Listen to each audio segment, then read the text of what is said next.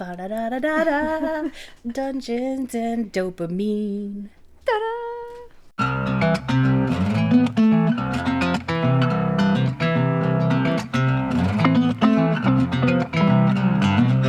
Hi, welcome to week 22 of Dungeons and Dopamine. I'm Bree. I'm Jess. And Hi. We're hilarious. We you are guys. hilarious.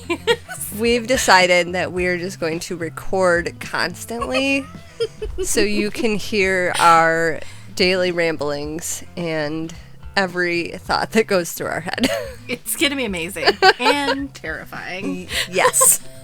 Absolutely, yes. I just realized the way that we set up the mics, I can't look at you without sounding weird. Oh. So you're just going to be in my peripherals this whole episode. And I set up so that I'm basically only looking at you and not my computer. So I'm going to creepily stare at you while you talk about murderers, and you are going to ignore me while I talk about Hades and Persephone.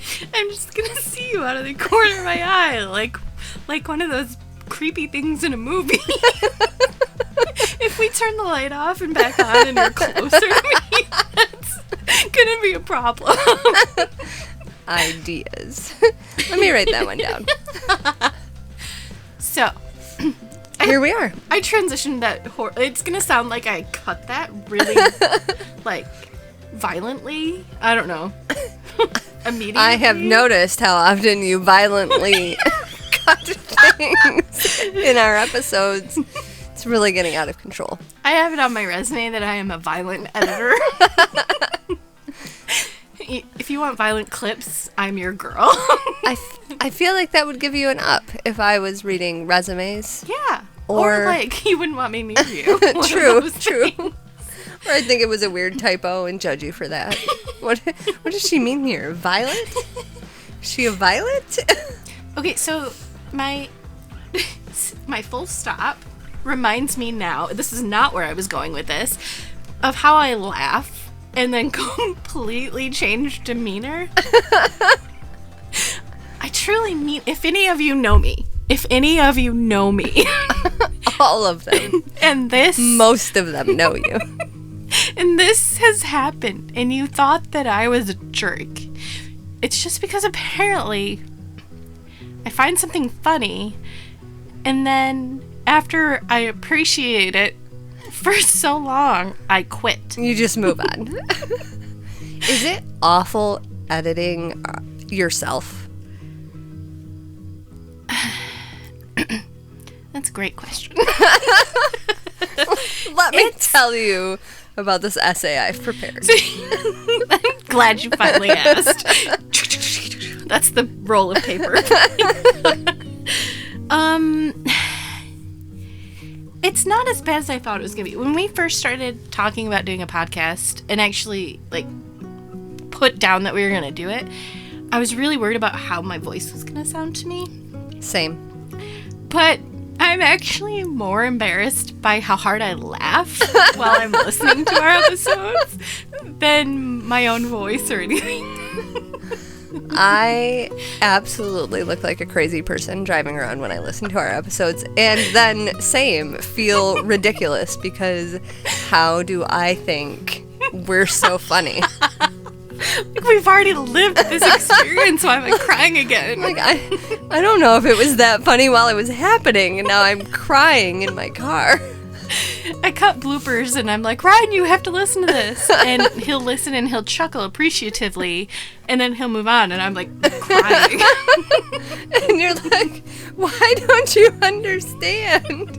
Exactly.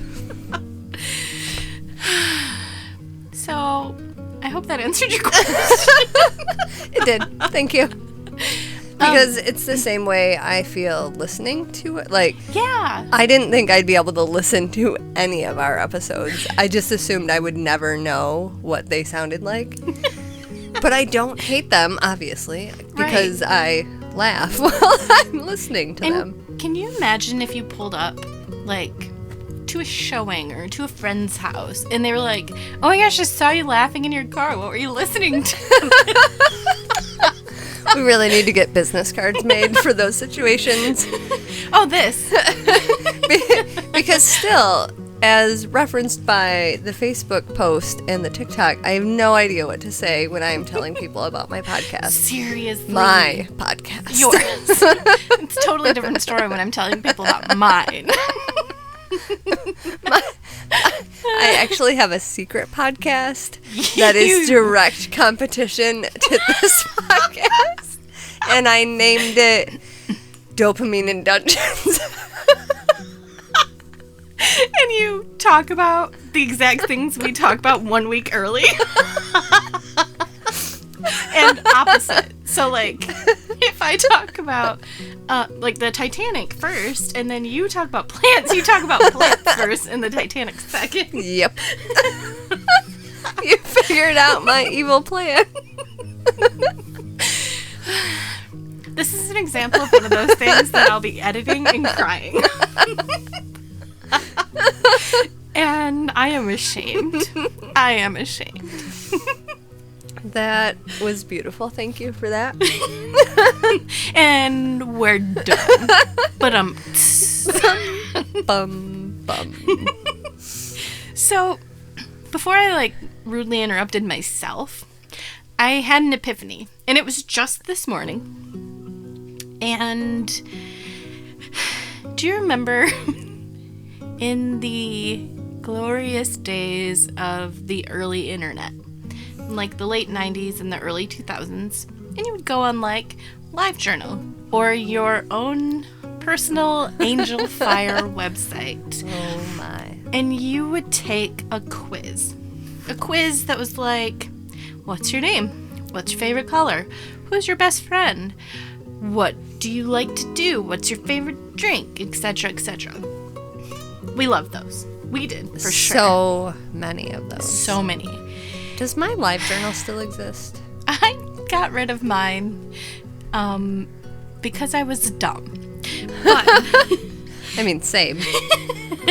so now, I'm wondering, do you think the TikTok filters that tell you what house you belong in and or like your favorite food or your girl dinner, do you think those are equivalent to those quizzes we used to take? No. Absolutely not. Is that because you want to deny it or because... Because our quizzes were so much better. They were sacred. You could learn so much about your friends and tell the most ridiculous stories. And how else would you remember when your friend's birthday was, except that they were posting it every day on MySpace in the survey they were filling out for the day? Well, and also... Or who their crush was. Well, that's it. I was going to say, you'd put your crush in there. Or, like, he knows. He knows who he is.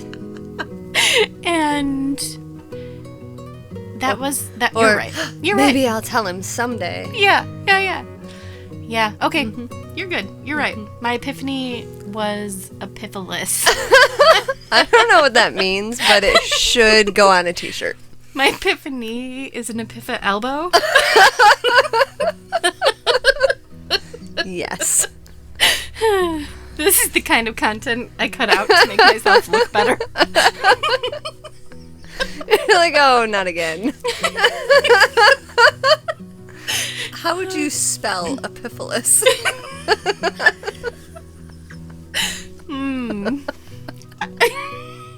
We'd have to begin by me properly know how to spell epiphany. Same.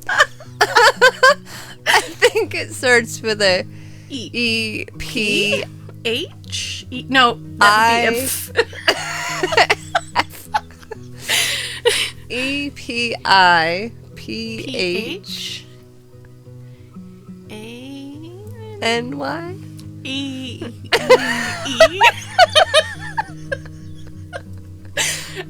What did we do before the internet? Spelled really badly. Epiphany.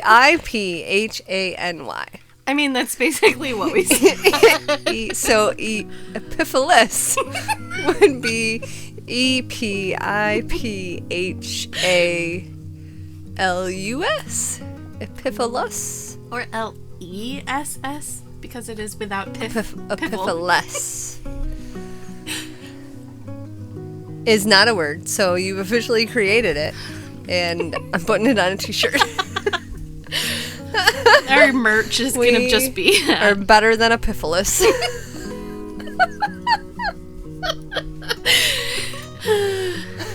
I love it. Mm-hmm.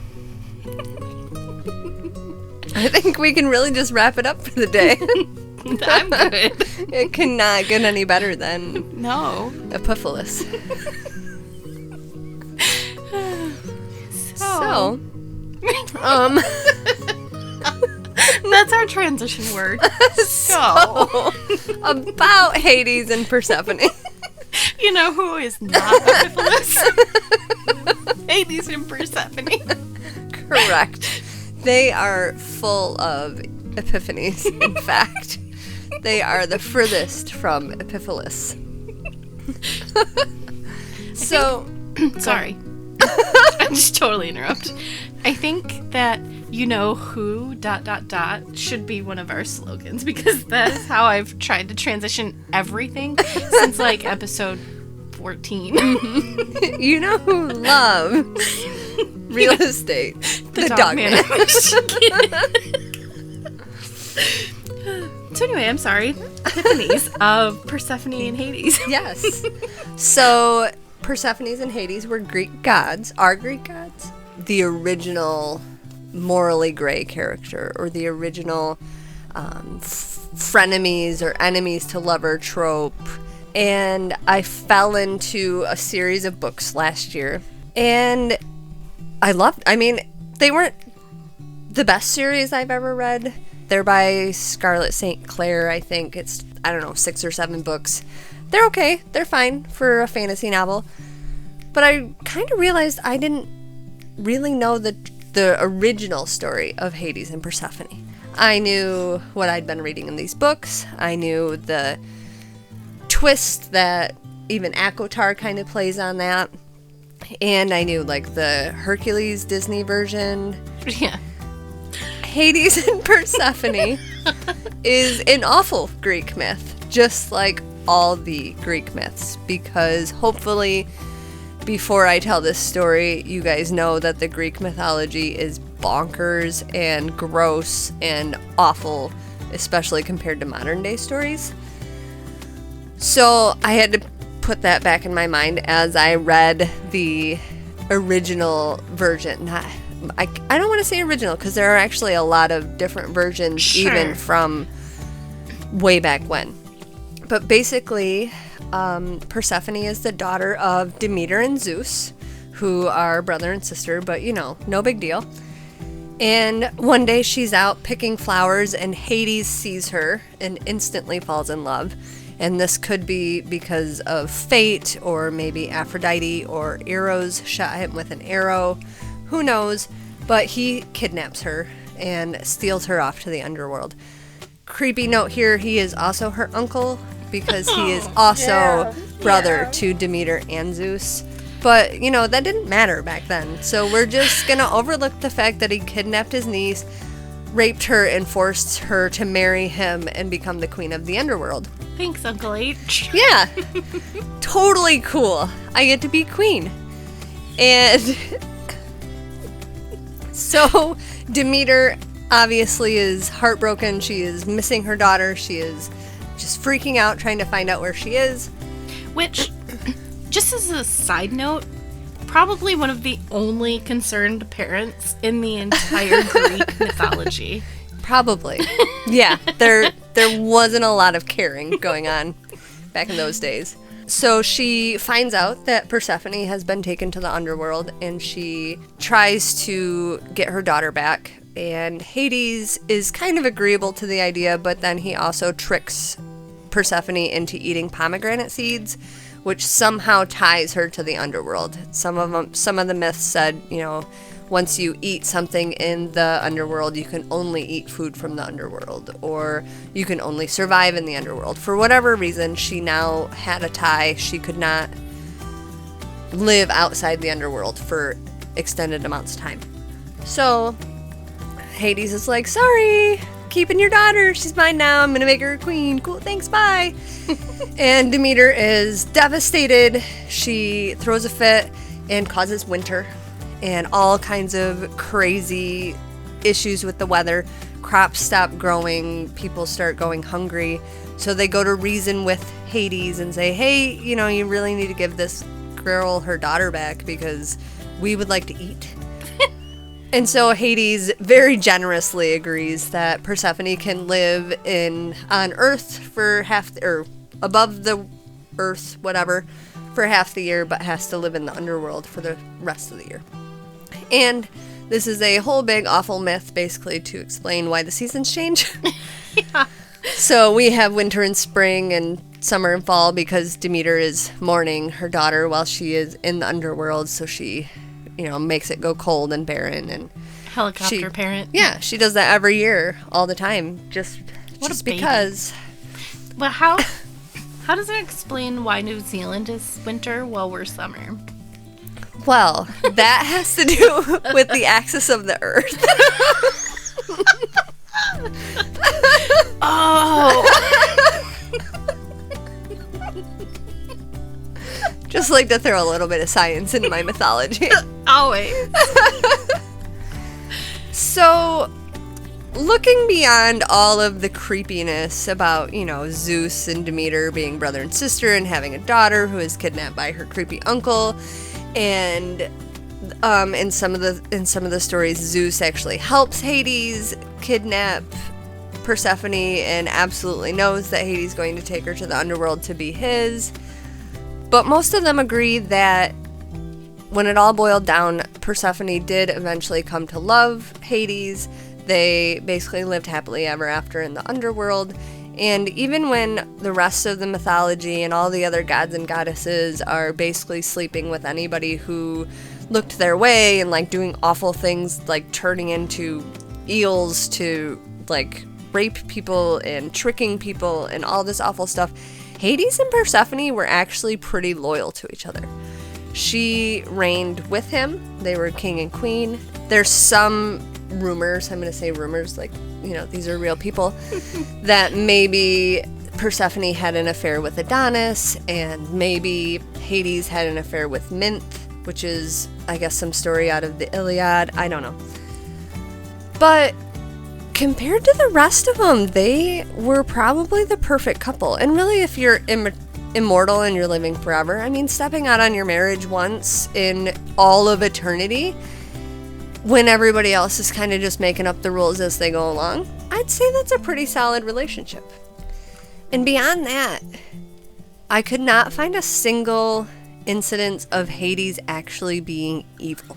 Especially in the 90s, and I think it starts in the 80s. Our mythology, the modern day mythology, started painting Hades as this like evil trickster who hated being the king of the underworld and resented Poseidon and Zeus for getting the best deal, so he wanted to kill Zeus and take over the rest of the world and all this.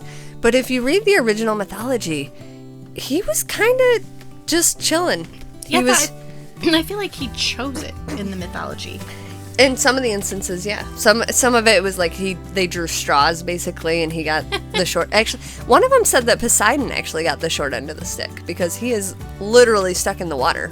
It's all he gets. I would love that. Obviously. And the mythology that I liked, I think Hades liked being in the underworld. He was very solitary. He rarely came out from the underworld. But he was never, I think he got painted in a bad light in our age, like 80s and 90s, because, well, probably as Christianity became more popular, only because he was the underworld, and Christianity associates underworld with hell, and so obviously Hades is the parallel to the devil, or Lucifer. But what I thought was interesting, if you've seen the show Lucifer that's out now. I have never seen it. I think you would like it, number one, because he's gorgeous and has an accent. So you'd be about that. But also, it explains this mythology that Lucifer and Hades are not the creatures that are out tempting or causing sin or causing people to be evil or causing the evilness in the world. All they're doing is enforcing the punishment after you make your own choices. And that's essentially what Hades was. So in Greek mythology, or well, you know, they all intersect, and Hades is the Greek one, but there is the Olympic one, and I think a Roman one too. But he wasn't even the god of death. He was the god of the underworld. So Thanatos, the god of death, was the one taking them to the underworld. He just lived there and ruled. So eventually, the later versions of the myths, he has Tartarus, which is where the evil people go. So that's where they go they get tortured. And it's more the Lucifer style of torture, so it's more the clever style. You're stuck in this prison of your own with the guilt that you have, and, you know, you hurt people in this way, so your torture is that you're pushing a boulder up the hill for eternity. And then he had Elysium, which was where it was basically the heaven, but it was for demigods and gods and people that lived very blessed lives. And then there was just like normal underworld where isn't it like he a ruled field of something, or yeah, something like that. Everybody just kind of hung out. He was just the field of epiphanies. It was not Epiphaless. It was full of epiphanies. Epiphanies. No pivot elbows, though. We are getting canceled. Absolutely. Look.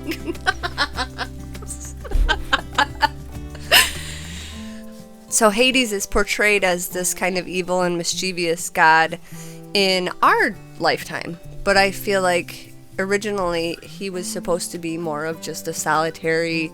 I mean, he was still very feared. There weren't temples to worship Hades like there were to worship the other gods. But I think people just feared him because, you know, he's the god of the underworld. Everybody fears death. Everybody fears that last step. And as I age, I can understand why Hades might have allowed that to happen. Because everyone just left him alone. Yes! Which brings me to my morally gray character part.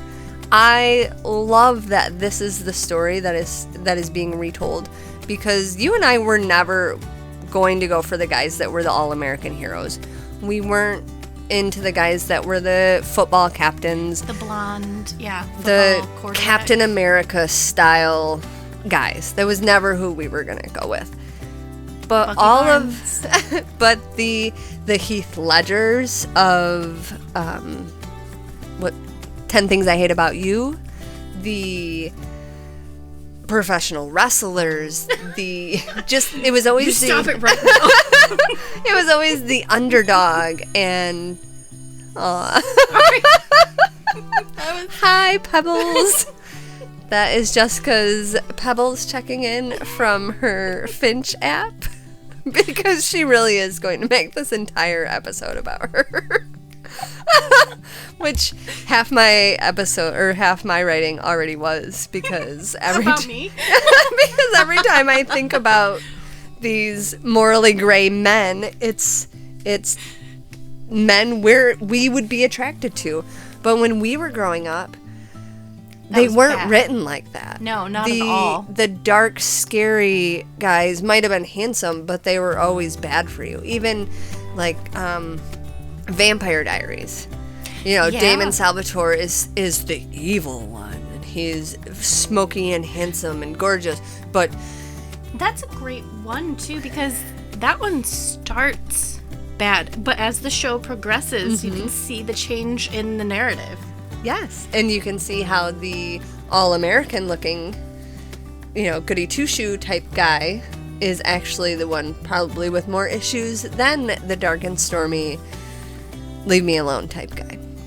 So basically all the boys we've ever loved are based on Hades. But the new style, these new retellings of this old story, are taking these bad boys, taking these morally gray characters, Well, they're making them morally gray characters. They're taking Right. them from the evil side of the spectrum and giving them their own backstory and giving them their own narrative. So instead of seeing Hades as the god of the underworld that's just out to, hope people die and so he can rule Trick over them in people the... and make deals and Yeah. bad dude. Did you know he was also the god of wealth and fertility? No. Isn't that number one? Isn't that crazy? Because why would they be related? But also, no one ever talks about that part. But because he's the god of the underworld, that actually includes like the underworld and just the soil, the earth that is under the world. So all of your precious metals and your crops and things that make you money come from Hades. So That makes sense even more of why he would be interested in Persephone, because Demeter is like plant, right? Like the earth. yes, crops and agriculture or something like that. And Persephone is the goddess of springtime. She's the goddess of growth, basically. Oh, they were a perfect match. Yeah, they were meant to be, besides the kidnapping part of the story, but And that's the how it family happened back then, relationships. okay? In all of the new books, it is always very much like a fated relationship. They were meant to be. There's always something to kind of explain away that weird kidnapping part from the old mythology, but they do always keep the enemies to lover trope. And there are people out there now saying it's overdone, but it's still one of my favorites, probably because it always involves the dark and stormy guy. It's also way better than the love triangle. Yeah, I don't want to hear about how he stole her from another man. I want to hear about how that other man was awful and he came in and basically saved her. Pretty boy. And yeah, and I love it when the pretty boy ends up being the bad guy, Tamlin. Can we just admit that no matter what morally gray character we're talking about, we are thinking about Rhys and Az and Cassian. Yes, it's always the Bat Boys from Akotar. Loved. Always who I'm thinking about. Always. And that's all I have. Oh, okay. So I can talk. Yeah. No. Hades and Persephone are the greatest Greek gods. They are way better than the rest of them. The narratives are wrong, and that's all I got. I agree. Mm-hmm. I love it. Even if you go as basic as like Percy Jackson. Yeah. Love them. Mm-hmm. He's even not bad in that. I think I might reread those next year, because pretty soon I have to start rereading Sarah J. Maas books because the third Crescent City book is going to come out. Also, if you're going to read Murtagh in November, you need to reread Aragon. Yep. So. And I have to go meet Kevin Hearn in November, so I have to catch up on my Plague of Giants to get to his Kraken's book. I'm not going to have time for anything else besides podcasting and reading, so... All you're going to have to talk about is the books, because Yes. that's all you can research. This is all I have time for, people. But just tell everyone the end of the second Crescent City. We would have anyone who's interested in the series, would revolt. And I wouldn't blame them. No, that would be awful. That would be a really bad spoiler to drop. But if you haven't finished it, hurry up. It's Right? so good. Do you know who probably ended up in the underworld? In the bad part of the underworld? In the Tartarus place? Tartarus, for sure. Who? Jack the Ripper. No. That was smooth. We're getting so good at transitions. Amazing. This is now going to be my trope, by the way. We're stuck with me transitioning everything that way. Everything. So, I knew pretty much nothing about Jack the Ripper. Same. I know of Jack the Ripper. I know it was a long time ago. I know it was in, London. Not really anything else. I mean, there's a lot I could deduce from the name. He sounds like a great guy. Right? Was he like a seamstress? Yes. Or a tailor? I got nothing. So, he sucks. I bet tell you about Hades him. hated him. I Probably bet. tortured him I hope so. extensively. Oh, he totally deserved it. Ugh. All right, so let me tell you. Look. Absolutely. In 1888, in London, the East End of London ended up really crowded and kind of slummy. It was a lot of Jewish and Irish immigrants the Jews were trying to escape Russia, and I can't remember what the Irish were trying to escape. Maybe Russia? Ireland? I don't know. Yeah. Potato famines? No, that was later. I was just say the potatoes. So anyway, not funny. They were actually way overcrowded. Things were bad. Things sucked. 55% of the children born in that area would not live past 5 years old. Holy cow. So, yeah. That's anyway, a it's hard to huge fathom. percentage. Huge. So, there was obviously this immigrant district, and the Jewish and the Irish immigrants spoke pretty differently than the rest of London. Weird. Right. So weird. And because of that, there was a lot of violence between the two, and, well, between all three groups, I suppose you should say.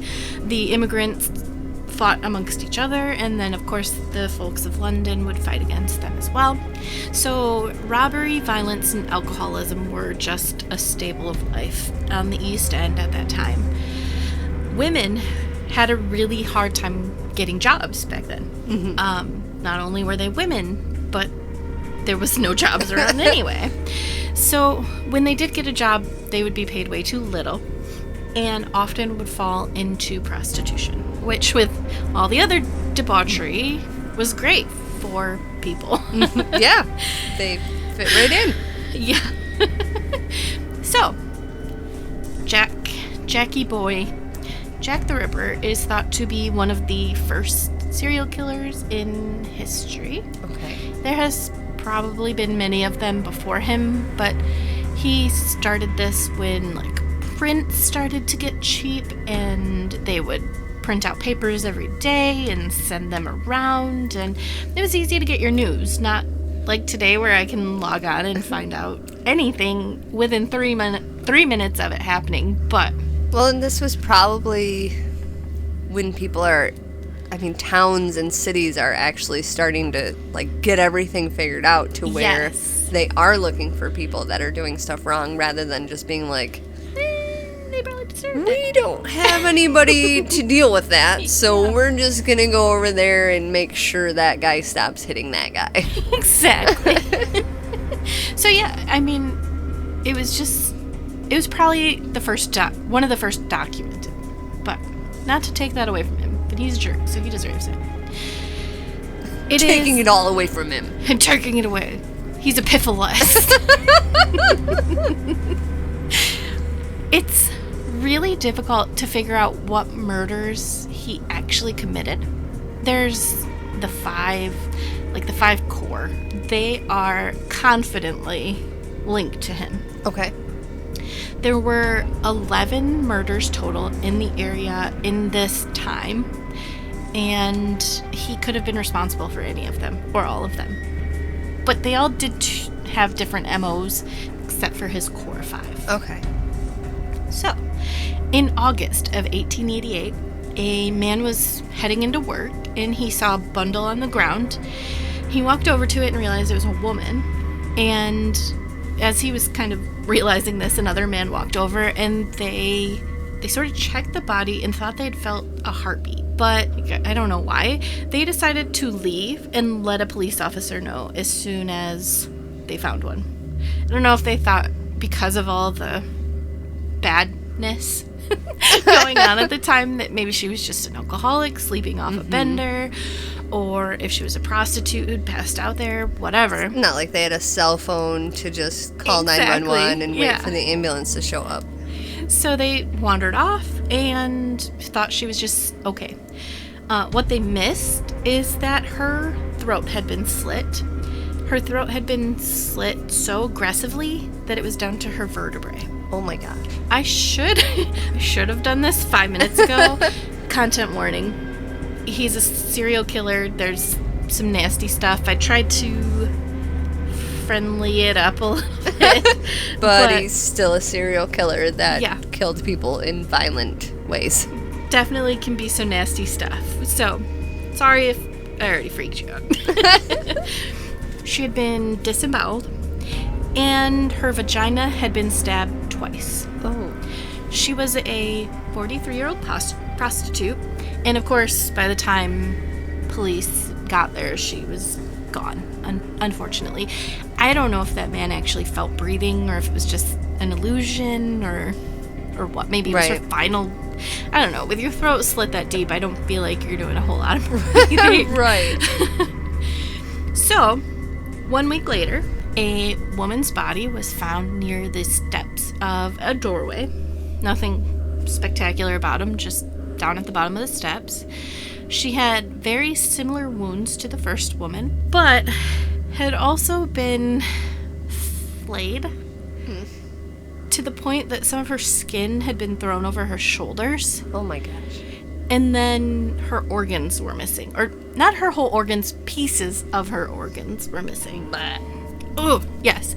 And that is actually very common for serial killers. They like to keep souvenirs. Trophies. Yeah. Mm-hmm. That's how they get caught. That's Even good. Dexter. Even Dexter. So anyway, the news started to pick up on this, and the police had questioned a lot of prostitutes because both murdered women were prostitutes at this point, and the prostitutes suspected a man that they called Leather Apron because he always wore a leather apron. Fair. That would make me suspicious as well. Yes. And so the news picked this tip up and ran with it. And we kind of know that maybe they had good intentions, but we learned from Sarah Winchester that the news was almost like a gossip column back then. So Still is. honestly. So they kind of ran with it and freaked this guy out. He ran away. Oh. So they never caught Leather Apron. But the next murder, they found the body, very similar issues, stabbings, cuttings, gross stuff. She was a prostitute. They found near her body a clean leather apron. Ooh. As like a mockery, I think. I think it was mockery and saying like, you're wrong. You couldn't have been more wrong. Mm-hmm. Or I know what you think. And Yes. And I know what you're doing. mm-hmm. And then there was, with the Jewish and the Irish immigrants being heavy in that area, they did find an anti-Semitic. It was bad, and it said bad things Racist. about the Jewish. And the apron was right there along with the body. That led, of course, to unrest, thinking, okay, now the Jews are responsible for this. The police did wash it off before anyone else could see it because they were worried about that causing a lot of violence and stuff, but people still did see it.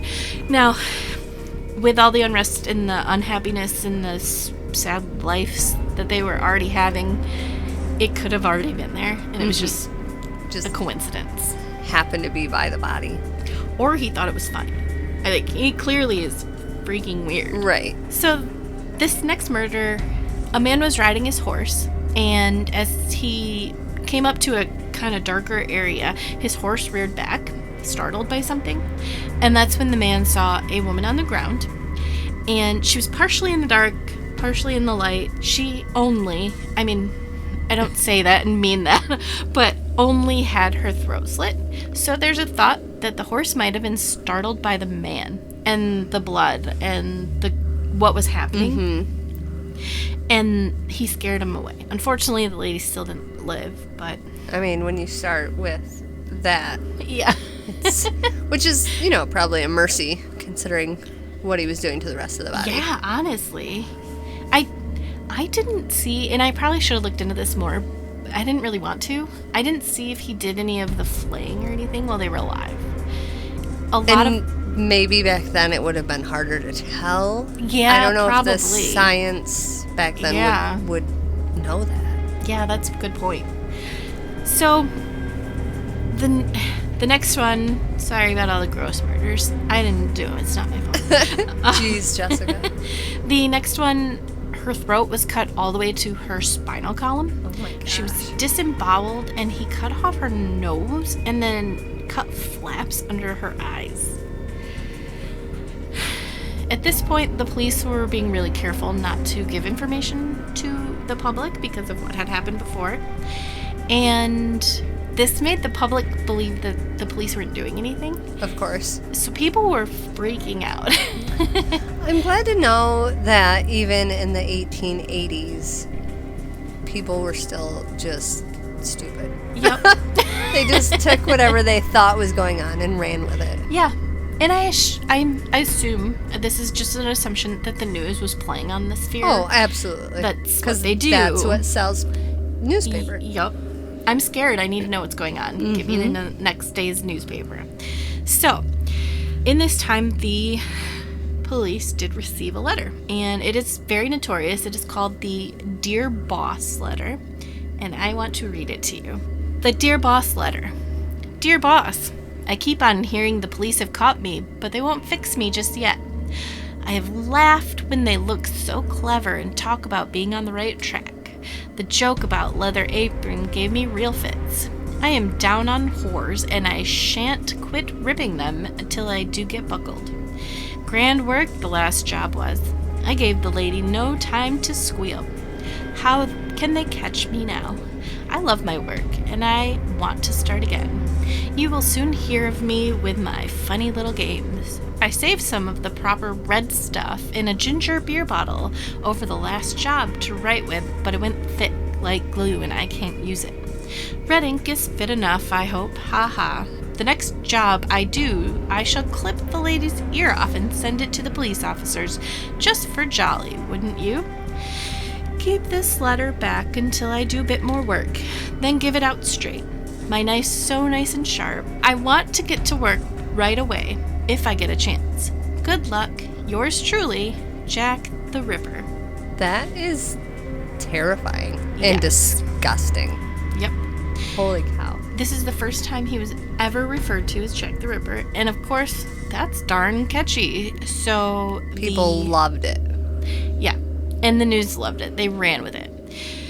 Now, as time has passed, people do actually believe this letter was a news outlet of some sort, sending it in to get information and to get a rise on the police.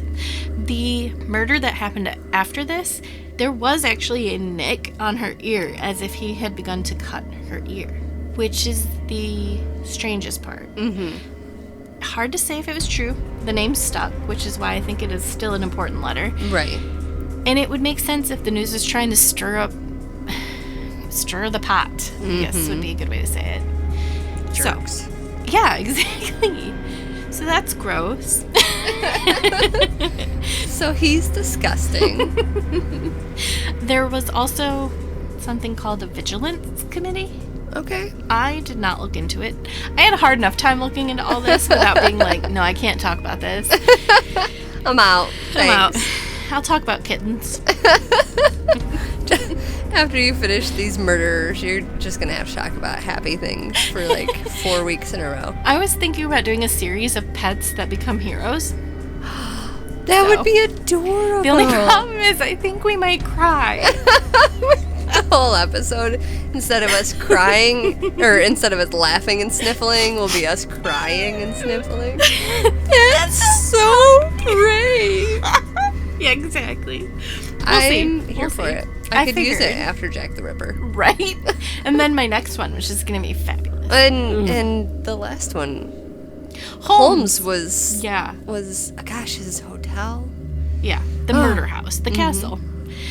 So there was a vigilance committee. I don't know what that means, but the leader of the vigilance committee also received a letter. It was called the From Hell letter. Oh, which is so it's great. from Hades. Exactly. See, you guys, our topics match all the time. All the time. We do this on purpose. So, this one is much shorter and still full of weird English, so I'll probably still smuck it up. Now we can stay PG-13. Yes. So it's... Except for the murdering.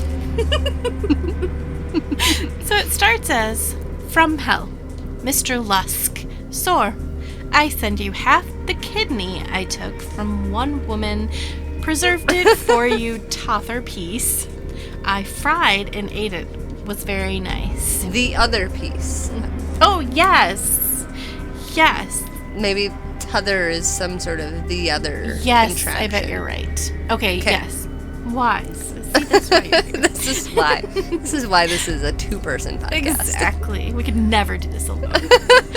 I wouldn't want to do this alone. It would be really weird. Up in my upstairs talking about murderers. Just talking to yourself about murderers and deserted places. I'd make Ryan come sit up here and hold my hand. You would have a very scary podcast. I would. I have to be here to balance you. You do. I'm glad. And to figure out words. I'm good with words. I may send you the bloody knife that took it out, if only you wait a while longer. Sign, catch me when you can, Mr. Lusk. So, that was gross. The kidney was observed or doctored, and it was actually a piece of a human kidney. And we know that one of the victims had lost some of her parts. So it isn't completely unheard of to say that this would have been real. I hate this. The murders... I'm trying to come up with some sort of joke about kidney pies or kidney donation. Maybe he was just a forerunner in organ transplantation. He was trying to grow a kidney. And maybe Mr. Lusk needed a kidney. And Jack the Ripper was trying to help. Yeah, absolutely. I mean, I like your optimism, so we're just gonna go with it. And that's how you brighten up serial killers. This is the hardest episode to get through. We are awful this week. Apparently we are, yeah. Okay. So the murders got more and more gory and more angry. They did stop after the fifth murder that is confirmed to be his core 5. And it was assumed that it was because of his death, imprisonment, institutionalization, or immigration. Oh. The killings happened primarily on holidays and weekends that led people to believe that he was an employed man that lived nearby. Some thought it could be a very wealthy man who might have had some doctor experience, med school or something behind it. What I'm feeling. They did talk to, obviously, people who had seen the victims and such, and almost all of them said that they had seen the women with a shabby gentleman. So, someone who had nice clothes, but that appeared to be worn. Which, or were a little bit oversized. Yes. Or didn't fit quite right. Which sort of makes me think of a wealthy man believing this is what the poor look like, sort of a thing. Okay, yeah. Like, sort of that disillusioned, I know. I can blend in with the poor. Exactly. So I thought that was kind of an interesting thought. There's no good ending to this. He never got caught. They never caught Jack the Ripper. He just stopped murdering or died or moved on, and they haven't been able to connect it. So we don't know his motives. We don't know who or why. Could Jack the Ripper have become H.H. Holmes? I thought the same thing. Because the timing isn't that far off. Well, except that H.H. Holmes was thought to be pretty young and handsome, right? Yeah. And there would be, 1912? 1902. Can't remember when the World's Fair was. I never remember dates. But Holmes was also, he went, like, they can track him. They know he went to Michigan. Right. For school. That's true. I don't know if he had any prolonged, like, vacations or anything. Right. That's true. But I mean, the thought did cross my mind. I I did. Because they do sound a little similar. And Yeah. for it to be two separate serial killers Right. way back then, that obvious... I mean, I think it sounds very plausible that Jack the Ripper had medical experience based on what he was doing and the parts he was taking. You know, that's not something you just pick up from even like, well, I guess maybe hunting. Maybe he was a hunter. Yeah, that could be. You know, field dressing animals. The thing with London, though, is that I don't think they have a... Oh, yeah. Like a... That's right. Good hunting. It's not like America where we walk in our backyards and there's a field of deer. Mm-hmm. Field full of deer. Or bears or right. whatever. Elk. I think that they would have a really different... He's not. Yeah, he's not learning that from skinning squirrels or mice. Yeah.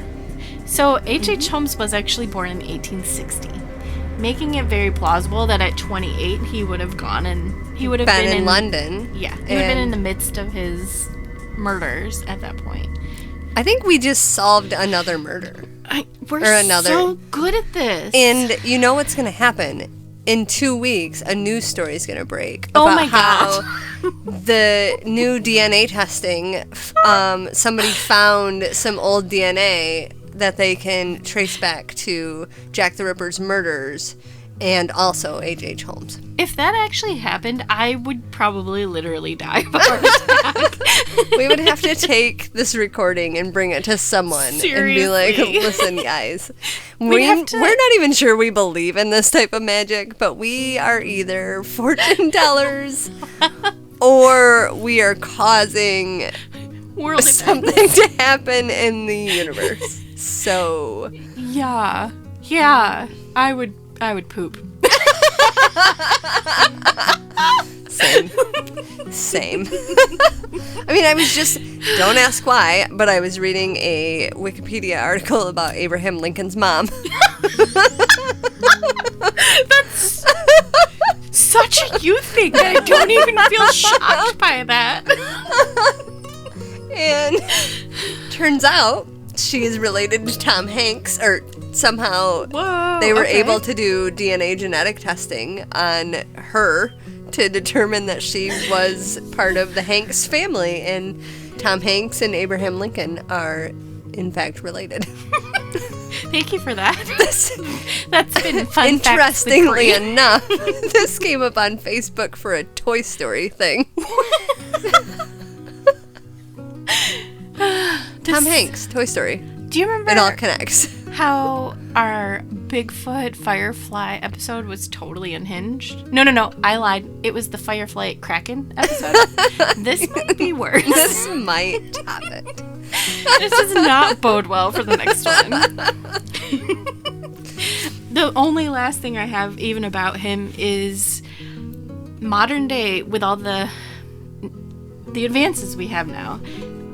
Just like you were saying, they want to link literally anyone who stepped foot near the case to being him. Like they're trying to put anyone there that was involved. So it's just really weird. And this explains why I didn't know anything about Jack the Ripper, because there's literally nothing to know. Because he killed some prostitutes and then bounced. Yeah. He was out. He was a jerk. He was like, here's a really weird letter. Peace out, bitches. Exactly. He was sort of terrifying. I mean, can you imagine living in that time? No. Oh. Go ahead. A couple good things that did happen was actually all of this attention brought the media over to this nasty, slummy East End, and they actually cleaned it up. Oh. And they started dispersing people in different areas. And 2 years later, they had almost all of the slums taken care of and people placed. What if that was his mission all along? These women were actually volunteers.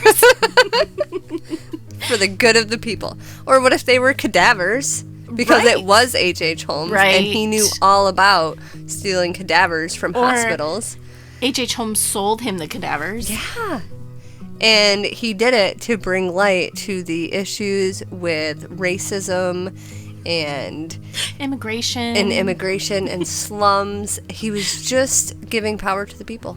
Good guy JTR.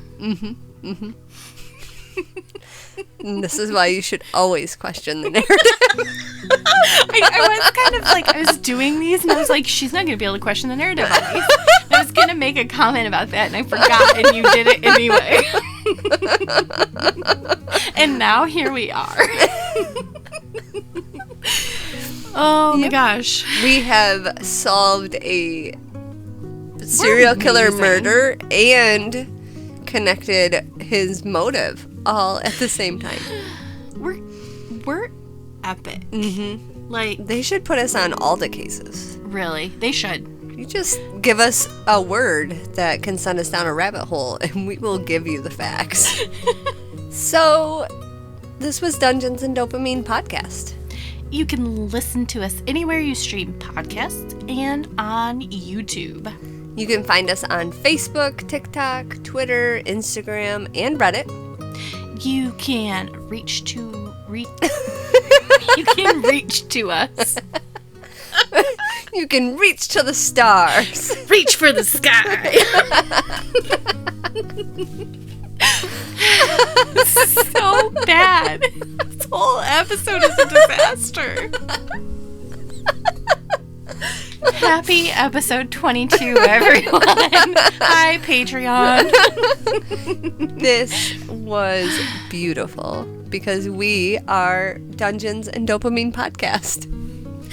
You can listen to us anywhere you stream podcasts.